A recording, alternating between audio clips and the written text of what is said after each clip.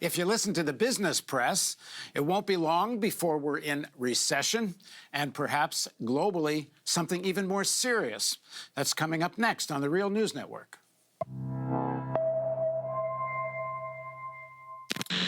Well, as I said, if you listen to the gurus of finance that show up on Bloomberg Radio and other financial press and information, they are predicting a recession perhaps before the end of 2019. And there is also lots of concern about the state of the global financial architecture, to use the kind of words they use on in the financial and business press. One can see it in the stock market, zooming up, and then it doesn't take a heck of a lot for it to zoom way down. There is tremendous volatility, and nobody quite knows what is coming next, I suppose, except if you're in the know, you can make a lot of money out of the volatility. At any rate, now joining us to help make some sense of all this is Heiner Flassbeck. Heiner is director of Flassbeck Economics, a consultancy for global macro questions. Heiner's the former chief of macroeconomics and development of the United Nations Conference on Trade and Development. Thanks for joining us, Heiner. Thanks for inviting me. And where are you coming today? Where are you today? In Geneva, close to Geneva in France. Okay. So talk about, first of all, why are so many, it seems, in the business consultancy, predictors, predicting a slowdown and recession perhaps by the end of 2019. And it will be very interesting timing, because if there is a recession within that time frame, then it could well come, leading up into the 2020 elections in the United States. Well, you see, we have a number of signals all around the world that show that the recovery may be over, where we have to look at different regions for different reasons. But in the United States, well, there was a long recovery. Unemployment is down. There was not the kind of investment we had expected or everybody had expected. But nevertheless, it was a long recovery. And the Fed has done what it normally does in the recovery, it increased interest rates. So not very much again, because we're in a very special situation. I'll explain later. But nevertheless, this is the usual cyclical pattern that we see in the United States. In Europe, it's a bit different. In Europe, we had more or less no recovery, only very, very brief recovery of 1.5 years or so. And the signs of a recession are even stronger in Europe. In Japan also, there was quite a bit of a recovery. And in China, we had 30 years of a boom. And at a certain point, this boom is coming to an end. And all this may come together now and create, indeed, a very dangerous situation for the global economy. Start with talking about China, because, again, I'm reading in the business press, there's been a lot of state lending to create this boom. There's been a lot of infrastructure spending. And there's talk now in China of a kind of pulling back, and that even though things may slow down, they may not continue the same kind of stimulus. They're talking about the cost of the borrowing that's happening. What do you make of the Chinese situation? Well, I think China is still absolutely able to pump money into the economy if it is needed.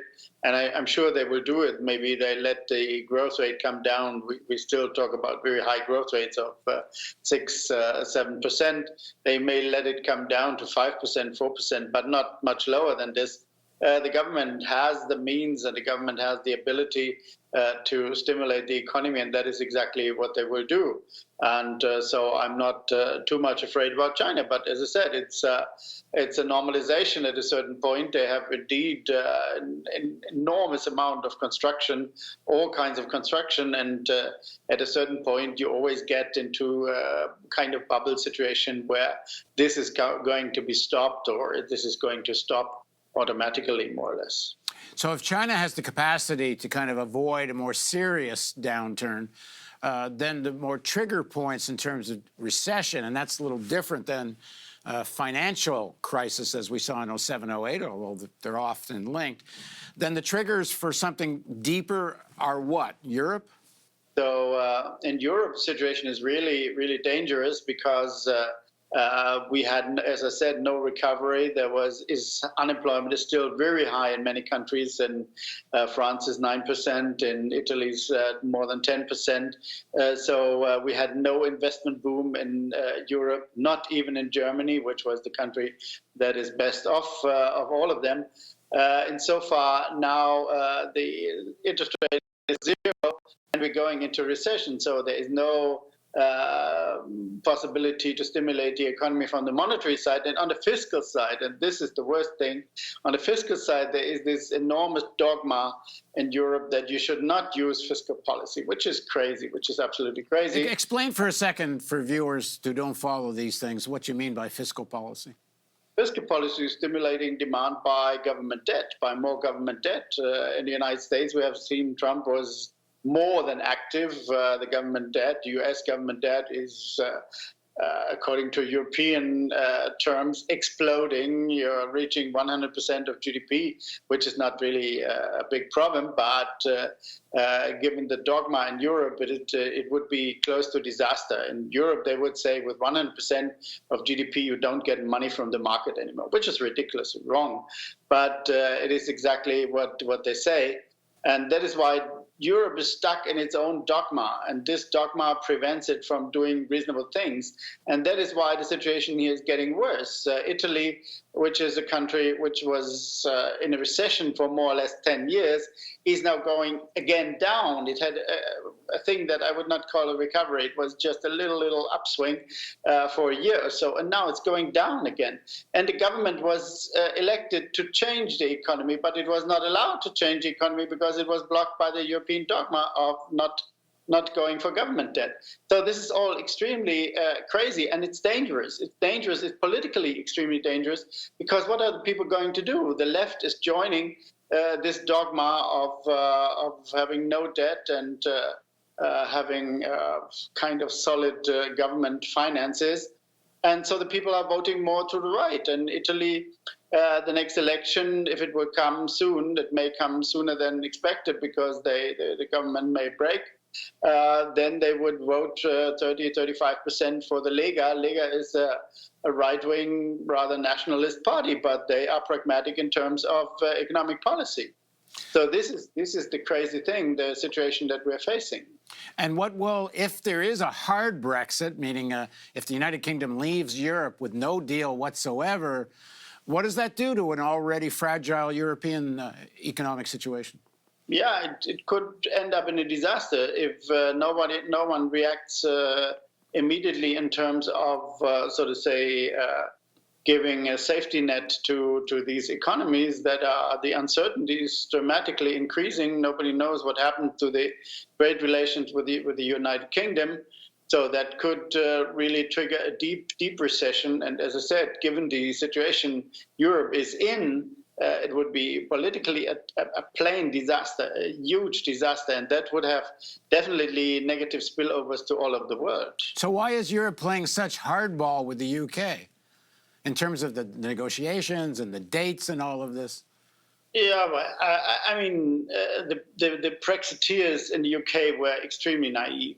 I mean, if you want to go out of a club and you have some obligation in that club, you should better ask the people before in the club, the other members, what they think about a Brexit, and not go out or say I want to go out without talking about my obligation that I still have and the rules that I have to change. All this, they were extremely naive. I mean, this Johnson guy and this Farage, they were kids. They were ridiculously stupid people, and they put the UK in this situation. Well, I guess their agenda was just a far-right political kind of takeover, and this was a means to that end. Yeah, but I'm not sure what they will get in the end. I mean, the first round, they disappeared. Both of them disappeared, more or less, and they may come up again if the whole thing is going to collapse. And there's no deal Brexit, but nobody knows. If Europe does, within a year or so, sink into a deep depression, recession, I shouldn't use the word depression, recession, what does that mean to North America and the rest of the global economy? Well, it would mean to the United States that the situation is getting more difficult than it is. It is not, as I said, it's not really so difficult in the United States because there was a long recovery. It was not made by Mr. Trump. It came from Obama, but Trump did everything to keep it. And even if it is slowing down now, I'm sure they will not shy away from again pumping money into the economy, and that is the only thing you can do because you see that the global dimension shows that we're in a very strange situation. We have a very strange situation because monetary policy, as I said, is no longer available more or less in the world, even in the United States. Cutting the interest rate by 1% will not change very much. You have no other means to stimulate the economy than fiscal policy. This is the paradox construction that we have inherited from neoliberalism. Meaning creating more money, which creates more government debt, which in the United States they want to spend most of it. They seem to want to spend most of it on military production here. Yeah, that is true. They could do reasonable things. The U.S. infrastructure is clearly looking for investment, needs investment. So you could do very many reasonable things, but it is not happening. And this is our main problem, that we have given up all the instruments that we have had available in the past. You see, this is the result, and this is very important to understand, the result of neoliberalism. The paradox is neoliberalism with putting pressure on the wages of the average people all the time for 30 years, and with creating a deflationary situation by this, has taken out monetary policy out of the game. So with monetary policy out of the game, with wages depressed, you cannot stimulate this economy anymore, only with fiscal policy, with pump priming, with deficit spending, call it whatever you want. But there's got to be some limit to how much of that you can do before people start to wonder what is the currency worth. Oh, look at Japan. There's a long way to go for the United States. Japan is close to 300% in GDP. The US are now at 100%, so there is quite a way to go. And there are no limits. Definitely, there are no limits. You have this discussion about MMT in the United States, the modern monetary theory. Their point is right. One point is absolutely valid. There are hardly no limits for government debt in our kind of economies. You can go a very long way to stimulate the economy. And as I said, but there is nothing else available. Nothing else is available. This is what neoliberalism has created. Now, in 07, 08, there was, a bubble burst, subprime. The amount of speculation going on, the banks were participating in, was such that the banks didn't trust other banks in terms of interbanking lending. And it was a financial system meltdown, not just something within the more cyclical, normal cyclicals of the economy. What's the danger of that? Because they've gotten rid of regulatory things like Dodd-Frank in the United States almost completely. Wall Street is kind of speculating at will. How fragile is the whole architecture of the financial system? It is not as fragile as 2007 to 2008 because we do not have that many bubbles, so to say, blown up this time than it was at that time. We do not have a construction bubble in the United States. We have one in China, but nowhere else, I think. We do not have that kind of commodity speculation that we had at that time. And we do not have crazy speculation in currency all around the world. The only thing we still have overvalued stock market, that's for sure, in many countries of the world, including the United States. But this is not such a big danger for the economy, even if the stock market would collapse at a certain point of time or would go down 10,000 points. Well, that would not be a disaster for the economy. So in the immediate, meaning within the next year and a half, it's not an 07, 08 crash you're seeing, but the possibility or even likelihood of a relatively deep recession is possible?